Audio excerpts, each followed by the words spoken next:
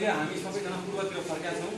अब सबैले मानौँ मेरो अगाडि पुरै सूर्यको प्रकाश पुरै झलमल मेरो अगाडि छ भन्ने सम्झिनु पर्यो। अब सूर्य नमस्कारमा जम्मा 12वटा स्टेपहरू छन्। ती 12वटा स्टेपहरू हामीले कसरी गर्ने त्यो म गराउँछु। यसमा अब जान्नुपर्ने बुझ्नुपर्ने चाहिँ कुरा के छ भन्दाखेरि जस्तै ढाडमा धेरै समस्या हुने ढाड दुख्ने व्यक्तिले चाहिँ तलको निहुरेर गर्ने आसनहरू गर्नु हुँदैन। यहाँ कसैको हर्निया छ, हर्निया भने अब त्यो अब एउटा छुट्टै टर्म हो। बाहिर यो अलिक म्याटको अगाडि आइदिनु, त्यसको 12वटा आइटम छ। सबभन्दा पहिला हामीले यसरी गोडालाई जैविक माने भन्छौँ, यो पैतालालाई जोड्छौँ। पहिलो हाम्रो आसन चाहिँ यो नमन आसन, नमस्कार आसन। हातलाई माथि यसरी उचाल्ने, बिस्तारै उचालेर सास लिँदै, सास तान्दै अब पछाडि कतिसम्म जान सकिन्छ पछाडि झुक्नु। दोस्रो, तेस्रो अब बिस्तारै सास छोड्दै छोड्दै तल कतिसम्म झुक्न सकिन्छ आफ्नो अवस्था अनुसार धेरै जोड जबरजस्ती चाहिँ नगरौँ। जति झुक्न सकिन्छ सास छोड्दै तल झुक्नु सक्छ। यो तेस्रो हो। यसलाई हामी पाद हस्तासन भन्छौँ। अब चौथोमा तपाईँले दुईवटा यसरी यो टेक्नुहोस्, हातलाई गोडालाई पछाडि लानु, बायाँ गोडालाई पछाडि, बायाँ गोडा पछाडि, हजुरको दायाँ बायाँ गोडा पछाडि, बायाँ गोडा पछाडि, बायाँ गोडा पछाडि। यसरी यो खेलाडीहरूले जुन स्पोर्ट्स गर्छन् ल एथलेटिक्सहरूले यसरी हेर्नुहोस् त अलिक तल झुकाउनुहोस्। यो हाम्रो यो हिपलाई तल घुँडाले यसरी चाहिँ तल टेक्नु, बायाँ घुँडाले टेक्नु, बायाँ घुँडा तल अलिक गाह्रो छ। अब कहिले काहीँ गाह्रो पनि काम गर्नुपर्ने हुन्छ है। यसमा हामी यसलाई भन्छ हामी अश्व सञ्चालन, अश्व भनेको घोडा, सञ्चालन भनेको कुद्ने उसले घोडाको यो है। यसमा हाम्रो यसरी छाती चाहिँ माथि हुनु पर्यो, सास तान्दै माथि हुन्छ। त्यसपछि गएर अब दायाँ गोडालाई हामीले फेरि तल लगाउँ, दुईटै गोडालाई एक ठाउँमा राखौँ र यसरी झुकौँ। यसलाई भनिन्छ पर्वत आसन।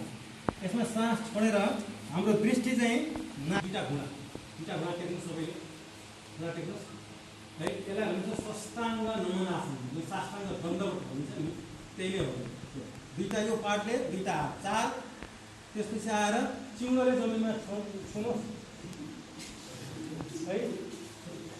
अनि त्यसपछि हिललाई चाहिँ माथि उठाउनुपर्छ। अनि यो छातीले पनि छुन्छ। 8वटा अङ्गले धरतीलाई टच गरिरहेको छ। साष्टाङ्ग नमन यो खास यही।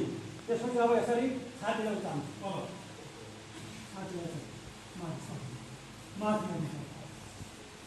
अब फेरि हामी फर्किन्छौँ ब्याक, पर्वत आसनमा यसरी पहाड जस्तो बनाऊँ। अनि अब बायाँ गोडालाई अगाडि ल्याउँ, बायाँ गोडालाई अगाडि, अलिक अश्व सञ्चालन यसरी श्वास लिँदै। अब फेरि उठौँ, यसरी झुकौँ, श्वास छोड्दै, अनि फेरि श्वास लिँदै माथि यसरी, फेरि अनि यसरी नमस्कार आसन है।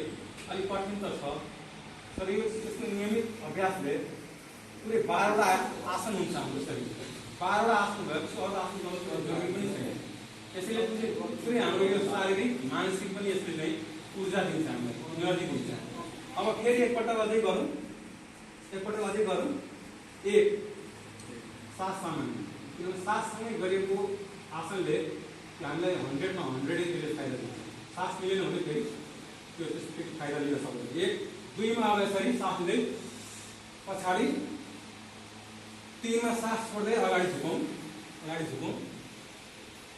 4मा बायाँ गोडालाई पछाडि लगाउँ, यसरी बायाँ गोडालाई पछाडि लगाउँ। अनि यसरी सिना तानेर यो अश्व सञ्चालन यसरी माथि, अलिक हिपलाई तल गर्नु, घुँडाले टेक्नु माथि। अनि फेरि त्यसपछि यसरी गरेर दुईवटा गोडा लगाउँ, पहाड जस्तो बनाउँ, पर्वत आसन। अनि त्यसपछि दुईवटा घुँडाले अगाडि टेकौँ, यो साष्टाङ्ग नमन भने मैले यसरी हिप माथि हुनु पऱ्यो, पेटको बिचमा ग्याप हुनु पऱ्यो। अनि फेरि अब भुजङ्गासन यसरी श्वास तान्दै माथि भुजङ्गासन। अब फेरि ब्याक पर्वत आसन, अघि जस्तै पहाड जस्तै दृष्टि नाभिमा।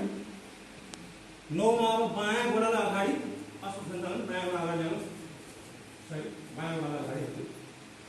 10मा अब फेरि तल झुकौँ, 11मा फेरि माथि। अब हजुरहरूले गर्नु, म हेर्छु है, म बताउँला ल। 1 नम्बरमा के थियो? नमन आसन। 1, 2 नम्बरमा माथि, 3 नम्बरमा तल, श्वास छोड्दै तल है, तल जाउँ, 4 नम्बरमा बायाँ गोडालाई पछाडि लगेर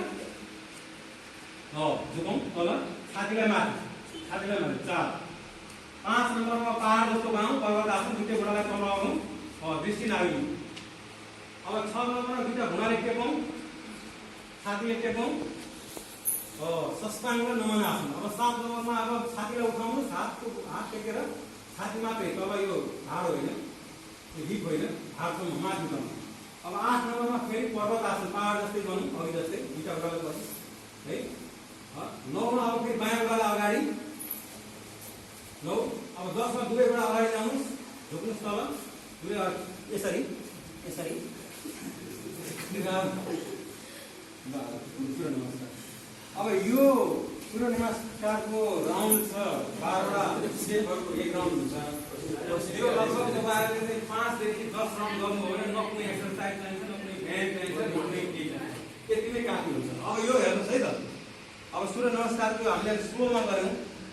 यो सूर्य नमस्कार विदिन 5 सेकेन्ड्समा हामीले 12वटा स्टेप कसरी गर्ने त्यो म तपाईँहरूलाई गरेर देखाउँछु। त्यो अरूले अब त्यसलाई म गर्दिनँ कसरी गर्ने।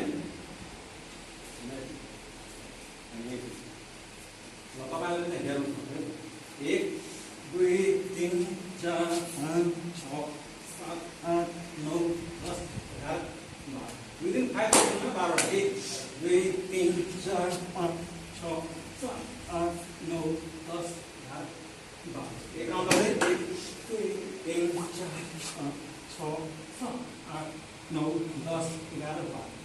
अब यो भन्दा पनि अलिकति खास तपाईँहरू खोज्नुहुन्छ भने एउटा दण्डासन गरेर मात्रै देखाउनु मैले, कोही इच्छुक हुनुहुन्छ भने मसँग गर्नु होला। त्यसमा 3टा स्टेप छ। 1 नम्बरमा यसरी जाने, 2 3 1 2 3 1 2 3 1 2 3। आवाज पनि आउनु यसरी गरिसकेपछि पुरा बस्नु यसरी है। अनि बिस्तारै अघि पनि गरौँ हो यसरी जानु। अझ योभन्दा पनि अलिक एडभान्स घोडा यसरी टेकौँ, अनि त्यसपछि बिस्तारै सास लिँदै पछाडि। अझ यसको एडभान्स गर्न चाहनुहुन्छ यसरी गर्ने, यहाँ यहाँ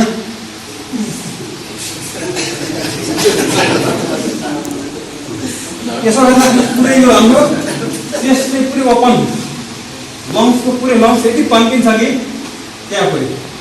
अनि जति लङ्स तन्कियो जति नै चाहिँ तन्कियो त्यति नै हाम्रो इलास्टिसिटी बढ्छ। हो त्यो भयो। यो यसलाई चाहिँ हामी उष्ट्रासन भन्छौँ, उष्ट्रासन उष्ट्रासन है, त्यो भयो।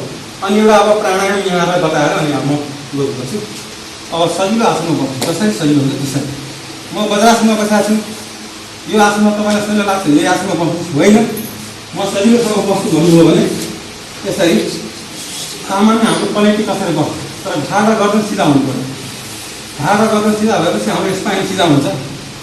स्पाइनल कोर्डबाट त्यहाँबाट भएको नर्भ सप्लाईहरू चाहिँ राम्रो सप्लाई हुन्छ। यदि ढाड बाहुन यसरी बस्नुभयो भने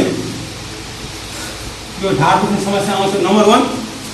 दोस्रो कुरो, जो बाङ्गो किसिमले बस्छ, बसाइ बाङ्गो छ, उसको विचार पनि अलिक बाङ्गो देख्छ।